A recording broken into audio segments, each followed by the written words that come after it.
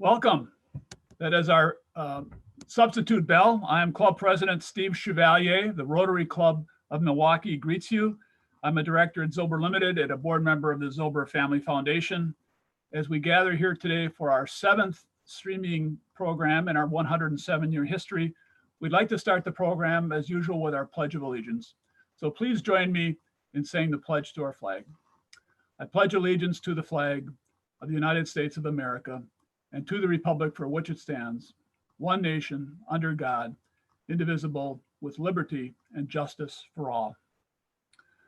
And now Karen Hung, founder and CEO of Silver Rock Consulting, will give our invocation. Thank you, President Steve.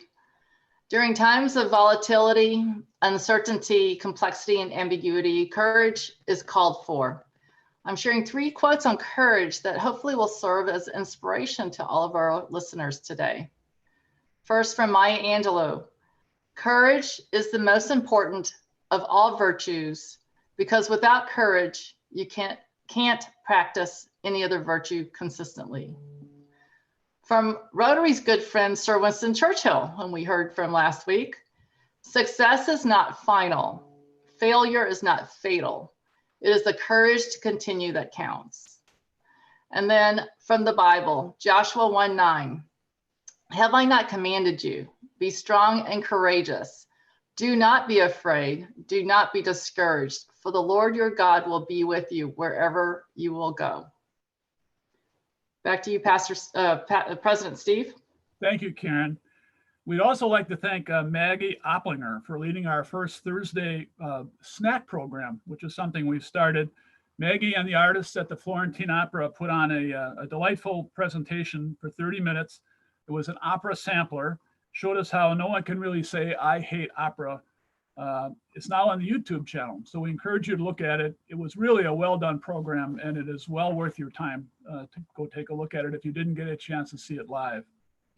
And now Dr. Bob Gleason, a club member, has an announcement about a book club he'd like to start and a plug for another snack program for this week. Take it away, Bob. Thank you, President Steve. I was reading The Economist a couple of weeks ago and came across an article about reading War and Peace together. Professor Lee, who's read the book 12 to 15 times, is leading an international Twitter chat group as they read the book and talk about it. But like Karen said, this is a time of courage. We need courage. We are stressed. People feel lonely. We're not quite sure what's happening. Well, the same thing was described by Tolstoy in War and Peace. And I'm reading it now and finding that it's really very interesting and applicable as I'm learning how his characters handled the invasion of the French. And I'm enjoying it so much, I thought we would follow Professor Lee's example, she's reading about 15 pages a day. That's 30 minutes. You finish the book in 3 months. But I wanted to see if other Rotarians wanted to do this, because I think I really would benefit by talking about the book with other people. I'm behind Professor Lee. I started later. But I thought it would be a wonderful way for us to go through this discussion. Also on Thursday, I'm talking again at Rotary in our snack lunch about COVID-19, sort of an update, and trying to sort through some of the confusing messages that we're hearing about vaccines or treatment or number of deaths or how long this might last. That'll be my focus, and I'm happy to entertain any questions that anybody has about COVID on Thursday. So thank you very much. Thank you, Bob. We really appreciate what you're doing for the club. Bob's presentation on March 24th was seen by over 1,000 viewers in total, both live and later on. Was shared with members of friends and family and guests. So I don't think you want to miss his latest installment that's coming up this week. Each week I talk about how Rotary has led the effort in its eradication plans for polio. I've said very little about the healthcare infrastructure that is used to administer the polio vaccine and its public health initiative. Today, Rotary supported polio teams are assisting in the COVID-19 urgent care program. And here again is a quote from the World Health Organization about this effort. The polio program is providing the most extensive operational response of the World Health Organization's support of national plans for the control of the COVID-19. And it has done so quickly and effectively due to the infrastructure already in place. Few saw this pandemic coming, but the polio program rapidly diverted to meet it. So speaking of this, last week you received a letter from the club asking you to support the Rotary Club of Milwaukee's efforts to contribute to ending polio and supporting the worldwide efforts to arrest COVID-19 now. So we received our latest update, $7,175 in donations. Thank you all who have already contributed. All donations up to $12,500 will be matched by the Zilber Family Foundation. Thank you very much, Mr. Zilber. Please be generous, because even a small donation by everybody will quickly get us up and past our goal. And I think we can all be proud of our efforts. All you have to do is make out a check to Rotary Foundation and send it into the office. And there's other ways to pay also. Next week, Wednesday, May 13th at noon, we're partnering with the Milwaukee Press Club and WisPolitics again for an event for our newly elected county executive, David Crowley. He was just sworn in the other day. There's information about the program in your emails this morning that came in. You can register with the Press Club if you're interested in joining the virtual Newsmaker lunch. I visited their last one a couple weeks ago, and it was very well done with Police Chief Morales. So I'm looking forward to a good program. And if you're like me, you missed the casual conversations that we had before and after our live lunch meetings on Tuesdays.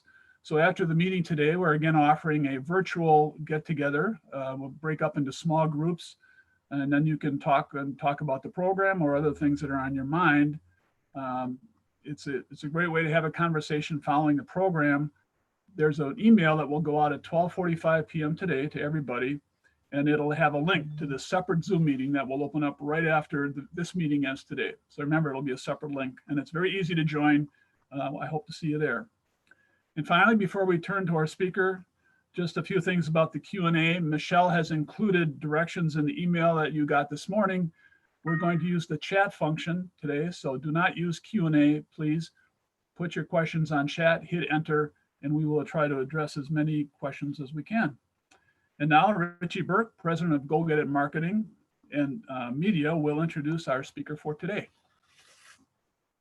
Thank you, Steve. Thanks for everyone for joining us. I'm excited to introduce today's guest, Austin Ramirez. As far as the program goes today, Austin will be giving a kind of a brief talk in about the 10 to 15 minute range. And just to reiterate what Steve was just saying, we'll have plenty of time for Q&A. So just make sure to leave those in the Zoom chat, and I'll be monitoring those. So leave those at any time. You don't have to wait till the end. If you drop one in there, I'll make note of it. So for those of you who do not know Austin, he is the president and CEO of Husco International, a global engineering and manufacturing company that provides hydraulic and electromechanical components for automotive and off-highway applications. Under his leadership, the company was designated a global growth company by the World Economic Forum and recognized as the Wisconsin Manufacturer of the Year, or the Wisconsin Manufacturer of the Year.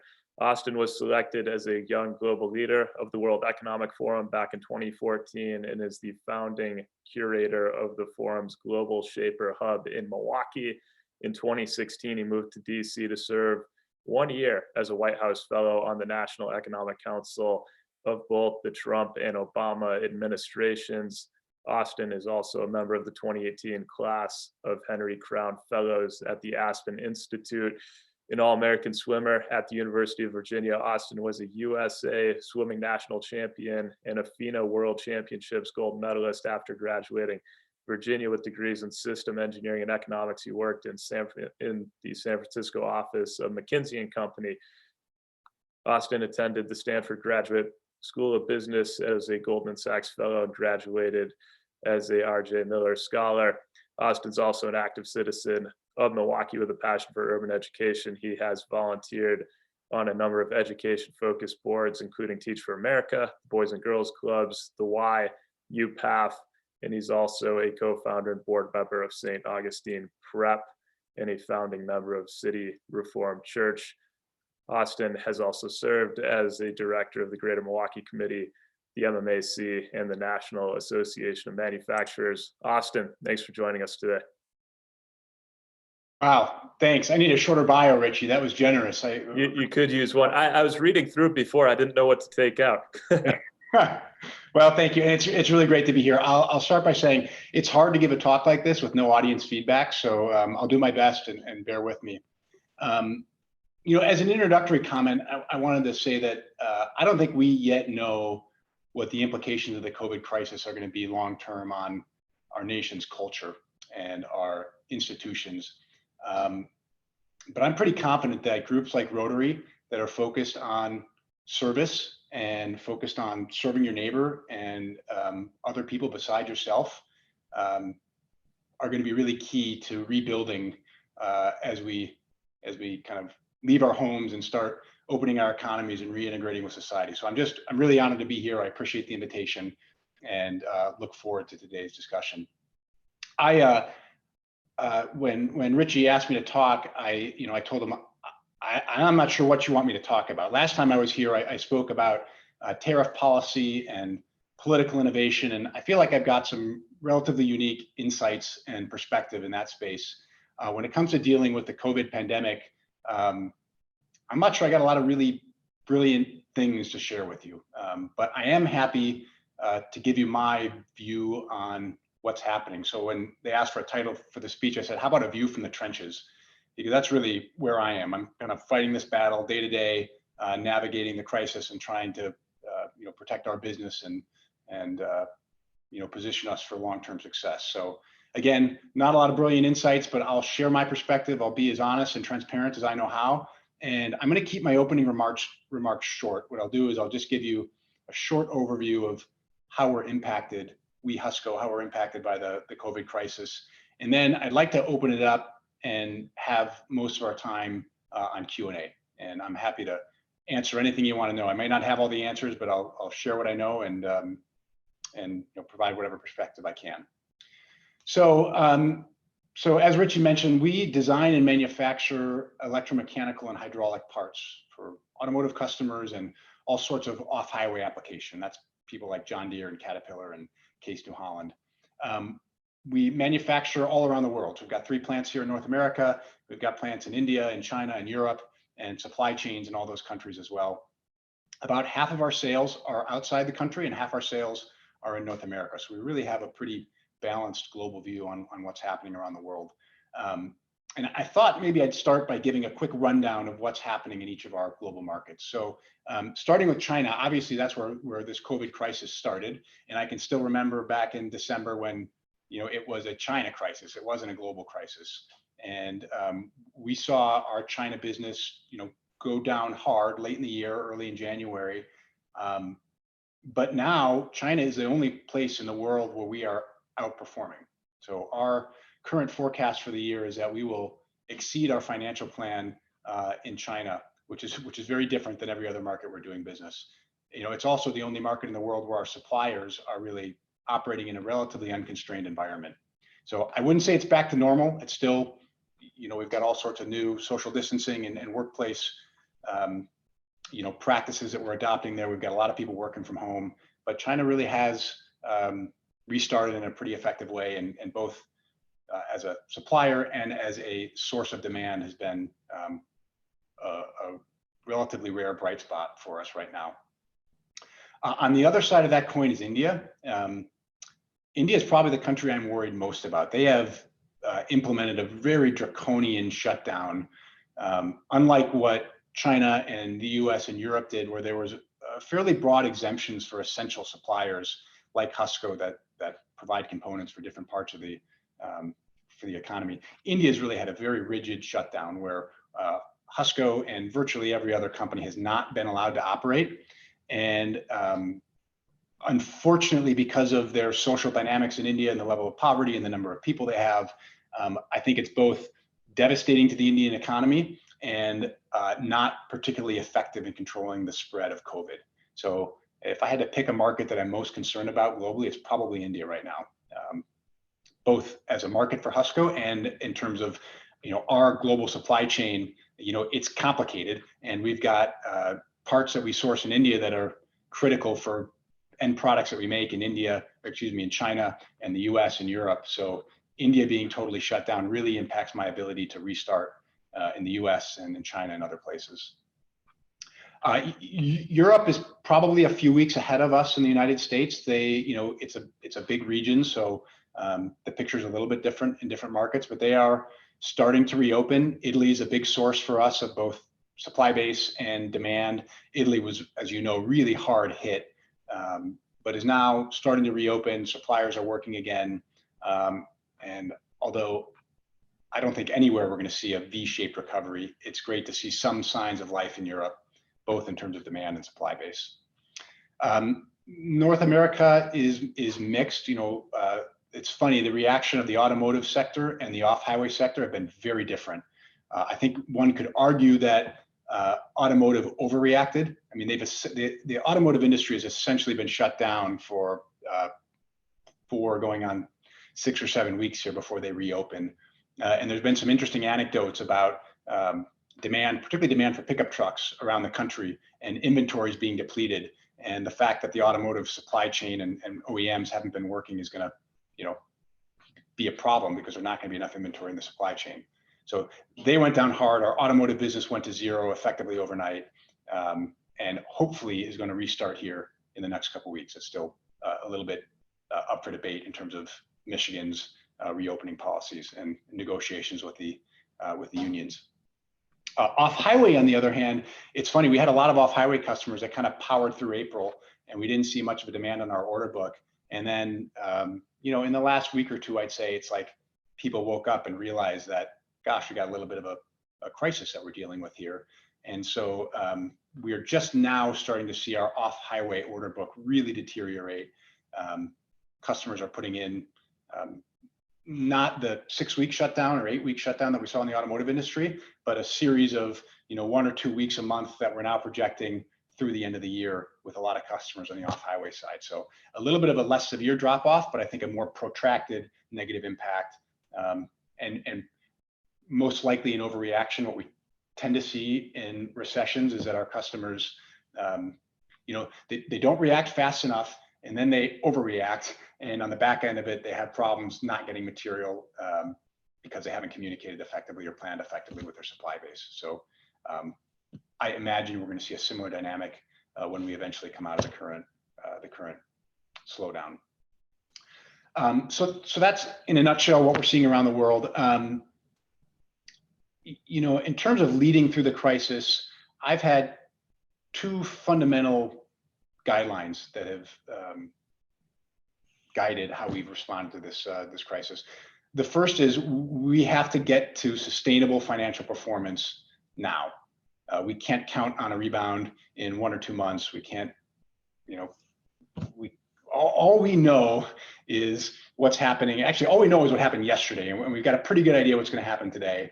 And we've got some guesses about the next few weeks and next few months. But you get out beyond, I think, 4 to 6 weeks, and it's all guesswork. So my job as leader is to make sure we get immediately to a sustainable financial, a sustainable financial model based on demand that we know today. And what that means is that we had to cut really fast and cut hard. So almost immediately we implemented a relatively small permanent reduction in force. We had furloughs throughout the month of April and will continue in May and into June and July. Obviously, we cut out all travel. We cut all our discretionary expenses. We've reduced capital spending, really watching our inventory levels and our working capital. But we were very focused as soon as it became evident that this was going to be a significant downturn in getting our financial performance to a sustainable level, so that if this crisis carries on for 6 weeks or 6 months or 6 years, Husco is going to survive. And on the flip side of that, the second principle that we've tried to adhere to is we got to protect our long-term growth, right? And so these two things are a little bit in tension, right? But we want to make sure our key people, our key technology development, our key new business programs are prioritized and taken care of and protected, so that when we do emerge from the current recession, depression, crisis, whatever you want to call it, we are poised to grow. And historically for Husco, and I think for small, nimble companies, periods like this are opportunities to grow your market share. And that's what we've always seen in the past, and we anticipate to see that in the future. But it's a tough line to walk. There's not a perfect answer to what the right level of expense reduction versus protection of core assets looks like. It's different for every business. But those are the two principles that have really governed how we've thought about managing through this crisis. Before I turn it over to Q&A, I'm going to do that in just a second. I'd just like to comment on one other thing that I think is really cool that's we've been working on, and you may have seen in the press, but Husco participated in a consortium that included a number of other local companies and academic institutions and hospitals and first responders to develop a new face mask for first responders to the COVID crisis. And I think it's a great testament of American ingenuity and the sense of community that we have here in southeastern Wisconsin. This is not about pivoting our business. Husco is leading the consortium. We're manufacturing the masks. It's not meaningful for us on a financial basis. It's not going to allow us to redeploy our assets or put our people to work doing new things. I mean, a little bit on the margins, but it's really not about business strategy. It was about how do we take our core competencies, which are designing things that can be scaled quickly into high volume production, and work with other community partners that bring their own unique competencies to the table and get something into production very quick that can save lives. And it's amazing. It started about 4.5 weeks ago on a Saturday afternoon, where we were, it initially was a few of our engineers working on, can we use our 3D printer to print out a few masks that could go to hospitals? And from that developed into something where this week we're building more than 1,000 masks a day, and we're developing a plan to build 10,000 plus masks a day that'll go to first responders. And it didn't come from me. It didn't even come from Husco. It was a community effort, and I think it's a great testament to the assets we've got here in southeastern Wisconsin and the sort of sense of community that we have. It was, private companies and public companies and schools and hospitals and everything else. So happy to answer any questions on that. But there's a lot of tough news out there today, and it is a tough situation. But I think it's stories like that that give me hope, for the future of manufacturing, for the future of our region, and just for our model of American capitalism, which at the end of the day, I think is our core sustainable competitive advantage in the United States is our market system and our ability to respond to crises like this on a devolved, independent, kind of self-actualized basis. So with that, Richie, I'll open it up to you, and you can manage Q&A however you want to do it. Thank you, Austin. So I'm going to start with a question from Bob Gleason, who asked if you can comment on the recent MMAC discussions and thoughts of reopening or just reopening the economy in general? There's been a lot on that. Yeah, so obviously I'm not a medical professional. I'm not a virologist. From a business perspective, I want to be back to normal as quickly as we can be. I think MMAC has been great. I think they've really focused on being non-political. They've collaborated very closely with the medical college and other healthcare professionals to develop a data-driven, fact-based methodology for how do we reopen the economy in stages. So I think MMAC has been a leader in this. I gotta give you some personal commentary. I mean, the political food fighting about this turns my stomach. I just think it's terrible that on an issue like saving human lives and saving our economy, Republicans and Democrats seem to be more interested in fighting and arguing than they are about working together to get on the same page to reopen the economy and protect the health of our citizens. And I've talked to people on both sides of the aisle, and I'll tell you, like on most political issues, they actually agree on whatever, pick your percentage, a high percentage of the policy issues related. Nobody wants to keep the economy closed, and nobody wants to put people's health in danger. It's just about how do we get on the same page and develop a reasonable fact-based approach for doing that. And I think we're a long way from that in our political dialogue. I think people like the MMAC and the medical college have a really important role to play in being a non-political, independent voice of reason into this debate. I agree with that. Going off Karen Hung, she just asked a question, and maybe you can elaborate this a little bit. Austin, you've got a ton of experience across both business and government. Other than the facts-based approach that you just mentioned, which would make a lot of sense, do you have any additional thoughts on how public and private partnership can come together to combat the pandemic?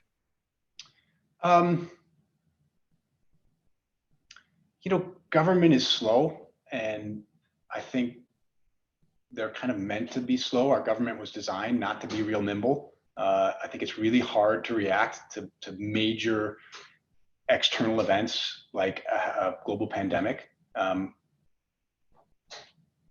on the other hand, our market system is designed to be fast and nimble. And I think there's stories all around the country of companies like Husco that have reacted to, various challenges, whether it's a shortage of PPE or whether it's meals for healthcare providers. So that encourages me more than the federal response. There certainly are opportunities for public and private partnerships. If I had to pick one thing that I wish the federal government was doing better, it's just related to the mask project. I mean, it's been really hard to work through the regulatory agencies to get certifications and approval to sell these products. Now, to some degree, that's appropriate, right? There's just a Wall Street Journal article today about counterfeit masks that are coming in from China and other places, and that's a real issue. So we've got to have real regulatory standards with teeth to prevent faulty products from getting out. On the other hand, it's been a lot more painful, a lot more red tape than it should have been to get innovative new products out into the market. Yeah, and Austin, going back to the government and how they're handling this situation, can you comment on the CARES Act, just your views on that, the CARES Act, including the PPP loans, economic injury, disaster loans, and how that's affected Husco? Yeah, so Husco, we have too many employees to be eligible for the PPP loans. In general, I think it's a relatively good program. It's really hard to administer something like this. So I think we're going to continue to hear news stories about problems related to the PPP. But again, federal government's a big ship to steer, and it's hard for them to quickly and appropriately respond to these sorts of disruptions like COVID. So I have little default on PPP. It was not relevant for us. For us, the biggest impact from the CARES Act has been the federal unemployment insurance, which in general, I think has been terrific, right? Our biggest problem is when the markets go down, for automotive in our case, 85% overnight. We've got too many people working, and we can't afford to continue to pay hundreds of people that are generating no revenue for Husco. I mean, I'd love to do it from a personal perspective, but we just can't. And so what the CARES Act did was layer on $600 per week of unemployment insurance on top of state unemployment insurance, which is $300 some in the US. So for us, that means roughly 50% of our employees will actually, this is the flip side of it, they'll actually make as much or more in uninsurance benefits being furloughed as they will coming to work. So, clearly, if you're making more money staying at home than coming to work, there's some perverse incentives there that are not ideal and hopefully will be addressed.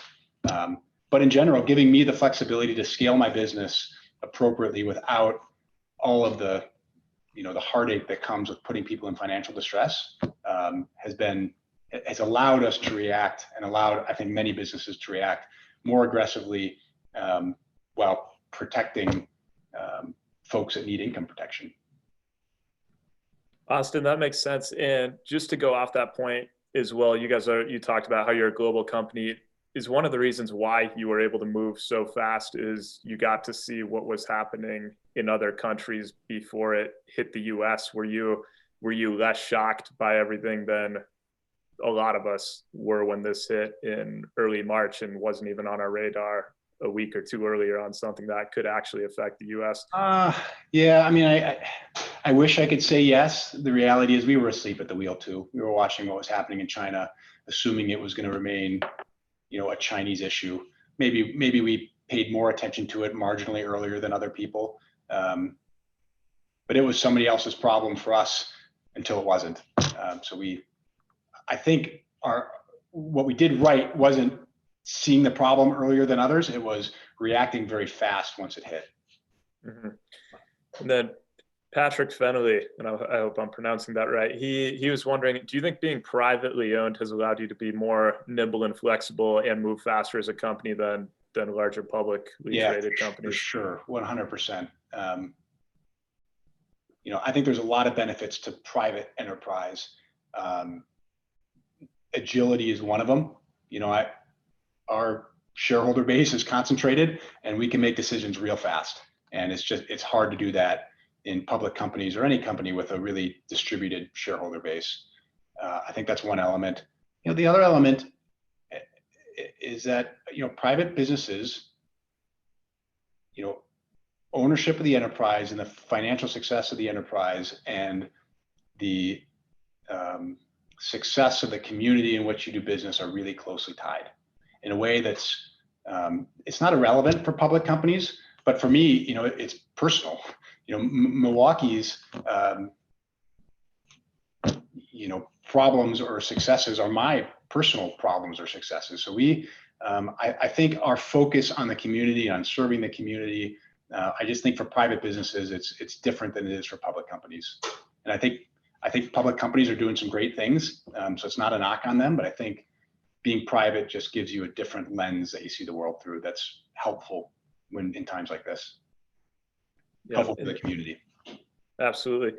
And then Mark Cannonberg asks, are there lessons that you're learning from other countries that are currently reopening that are ahead of us right now? We're doing a lot of best practicing benchmarking right now. We certainly did learn, we had to do all the social distancing and masks and, health screening when you come in the facility. We've been doing that in China for, months now. So we certainly, it helped to have that perspective. I think we're going to continue to evolve our policies going forward. We don't have it figured out yet. We are watching what other companies are doing, what other countries are doing, and just trying to figure out what's most effective for allowing people to come to work and protecting their safety. And so, like I said, I don't think we have it figured out yet, but we've learned a lot from watching others. A couple people have asked, what are the main learnings and benefits that you see coming out of this long term? What are the main learning and benefits? I'll answer that in two ways. One of my, personal learnings that I had in 08 and 09 and is occurring again now is the need to be open and transparent with employees. I think there's a tendency for leaders to clam up and close in and treat your employees with kid gloves in times like this. And what I found is that even people that you would imagine aren't terribly sophisticated, folks that are blue collar people working in our factory, they're not dumb. They may not have a PhD or an MBA, but they're smart people and they appreciate being treated like adults and they want honesty and transparency, and you've got to temper that with optimism, right? A leader's job is, you can't just dump all the bad news on them. You got to inject it with realistic optimism. But I think that's for me a key leadership learning that's being reinforced as we've gone through this crisis. In terms of what are the opportunities going to be as we come out of the other side of this, I mean, like I mentioned earlier, we tend to see in times of crisis, Husco in particular, and I think Nimble or smaller companies tend to outperform when you come out of a crisis because you can react faster and adapt your business model. So I think that'll be true. One of the things we haven't really done yet is we Husco leadership sit down and in a systematic way think about how does the world look different on the back end of COVID, and what does that imply for our markets, for the technologies they need, for our human resources practices and policies, for how we hire and retain people. I've got thoughts on that, but I think right now we're so deep in the trenches, fighting this battle day to day, positioning the company to survive and be sustainable and protect our core assets that I think in the weeks and months to come, that's going to be a really important question for businesses to think about and to have a perspective on what do you need to do to pivot in the long term to this new reality. And I do think it's going to be different. I don't think we go back to life as normal. I think there's going to be real changes for many years, maybe decades to come, in how we live and do business and how our cultures work. Yeah, absolutely. Just to shift gears a little bit, Leah Fiasco was wondering, she acknowledges that you're the current chair of the United Way campaign. What's the impact on that organization been? Well, I think United Way is one of several organizations that's done a fabulous job of pivoting from their, what they normally do to serving the community in this acute time of need. So they've been terrific in meeting immediate needs of people that are being impacted in a significant way by the COVID crisis. So I think that's great. I think it's going to be a tough fundraising environment over the next year. So I didn't maybe pick the best year to be a campaign co-chair from that perspective. So donate, share with others. There's a lot of need in this community, and whether it's United Way or other organizations or churches that you're passionate about, I think there's going to be a lot of need. So I hope people can be generous despite the hardship that we're all, everybody's being impacted in one way or another, but some of us much more than others. Yeah, and staying on this topic a little bit, you mentioned in your introduction that organizations like Rotary are going to be very important to long-term recovery, especially locally. Can you touch a little more on that, as well as just bright spots that you've seen in the nonprofit world or the civic sphere at this time? Well, I mean, in any time of crisis, the human instinct is to focus inward, right? So people right now are most concerned about their own personal health and safety, and then their family, and then maybe their block or, whatever their next concentric circle out is. And I that's natural. I don't know if it's good or bad, but that's how humans respond to crisis. I think as we come out of this, reminding people that they live in a world that's bigger than their backyard is really important.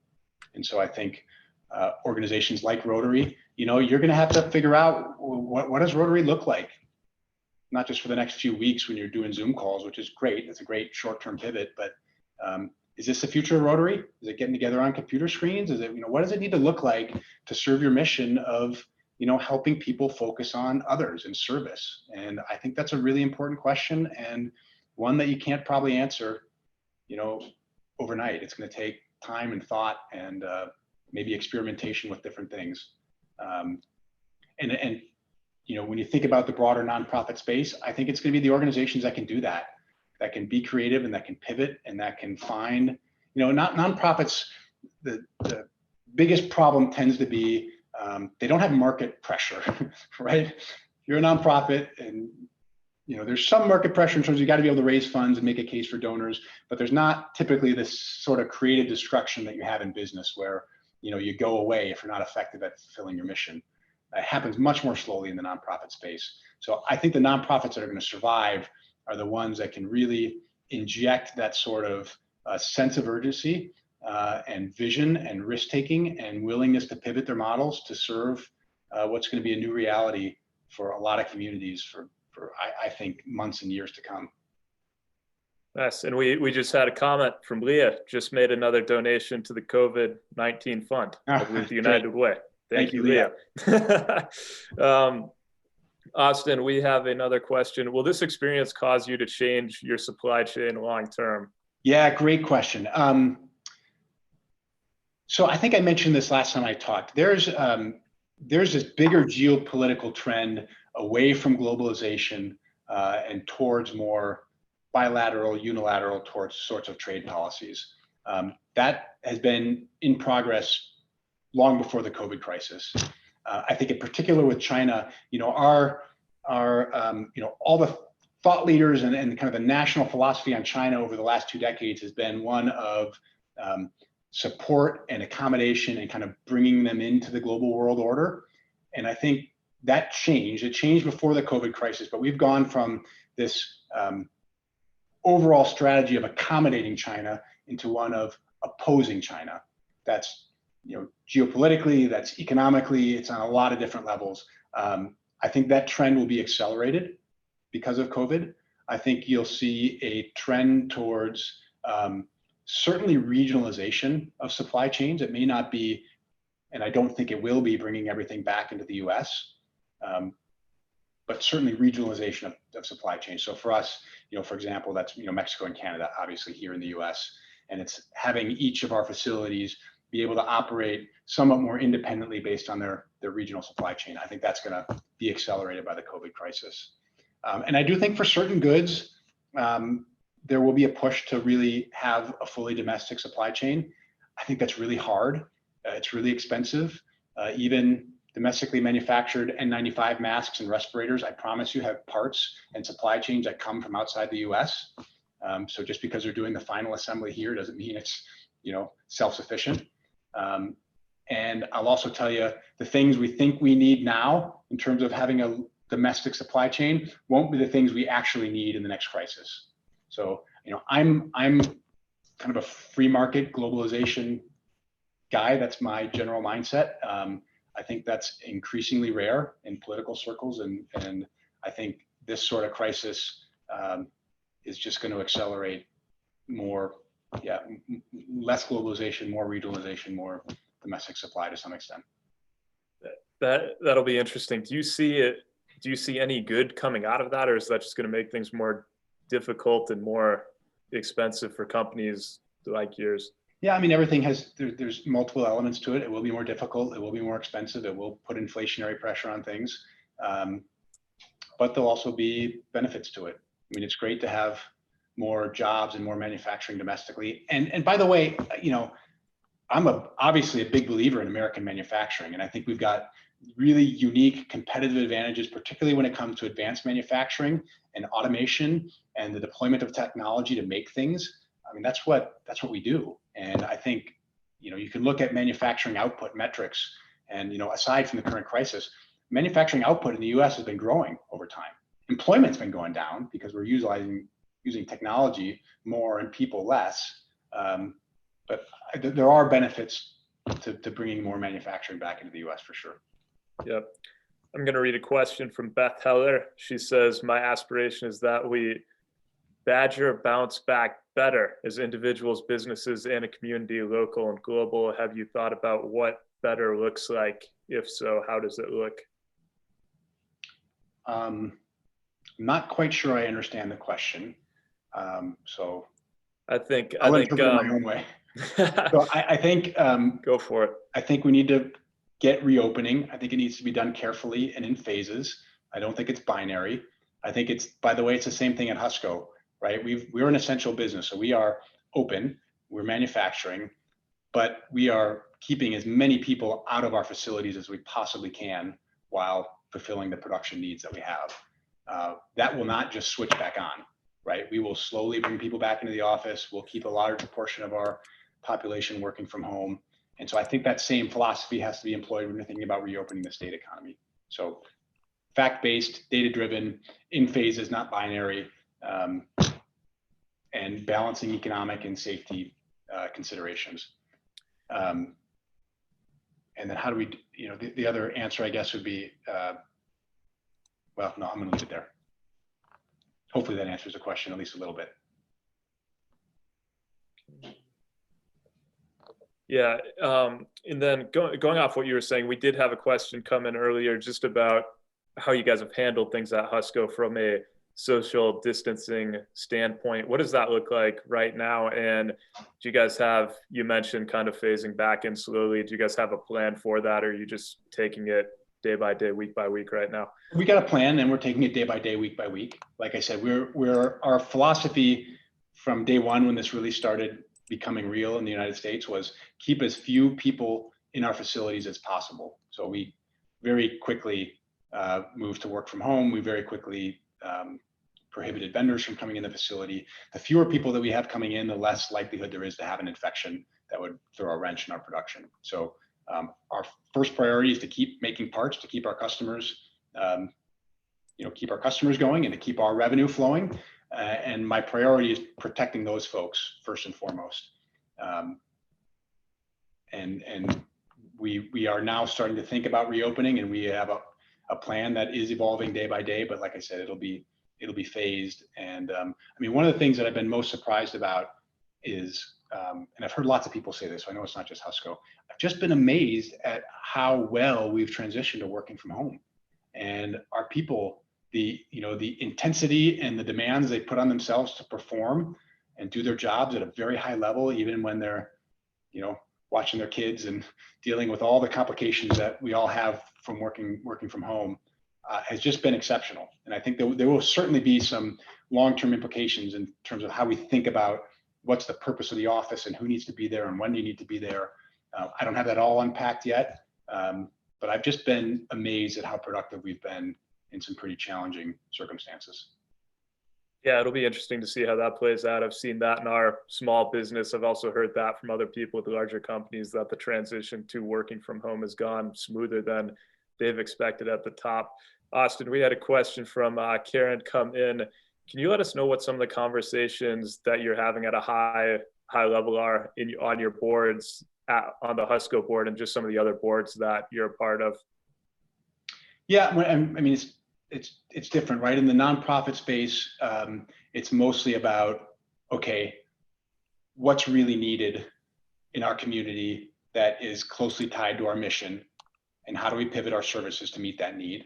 And then on top of that, how do we raise funds to do that? So almost every nonprofit board I'm on, that's the discussion. What do we need to be doing differently? How do we raise funds to support that, that new work? On the association boards I'm on, it's mostly about how do we, how are we effective in lobbying state and national governments on policy that, allows business to strike that balance between the economic demands and the health and safety demands that we need to trade off.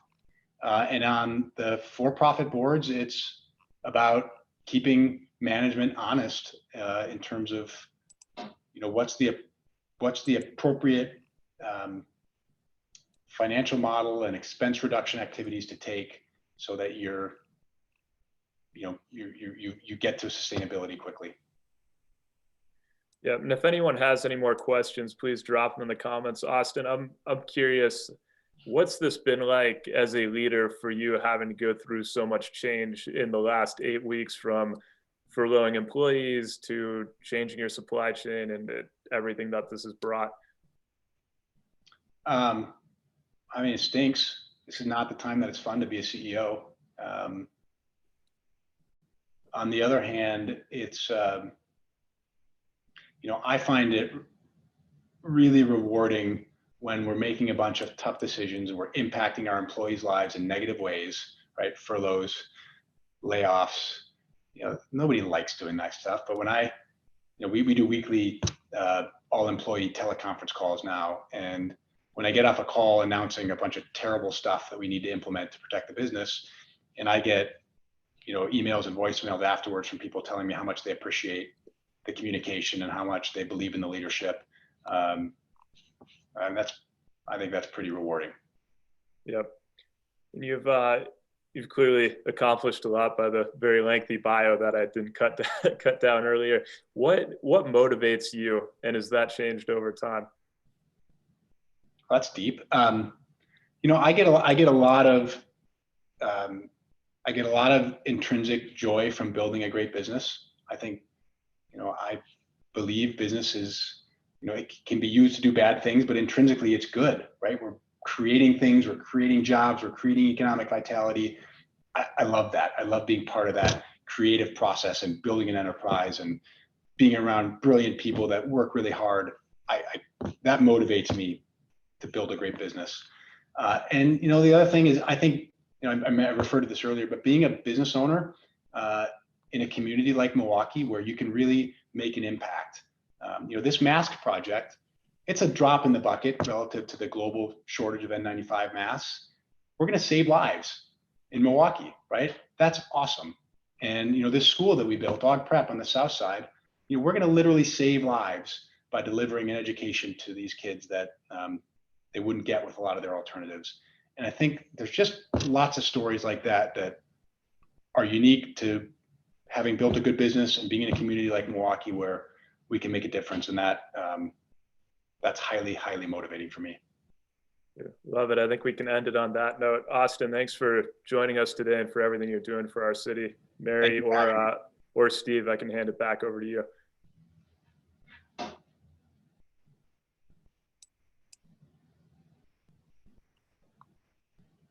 Well, I think, Steve, we will look to you to close us out, but I think we can all hear the virtual applause that we've grown to appreciate each week. Austin, that was really a remarkable and phenomenal conversation. Thank you for your leadership and your transparency and your honesty about the situation we're in collectively, and you are in at Husco. So thank you. My pleasure. Thank you for having me. Thanks also from me, Austin. Great presentation. And as you know from your last time here last year, Rotary has been a world leader in our efforts to eradicate polio and now helping with the COVID-19 crisis.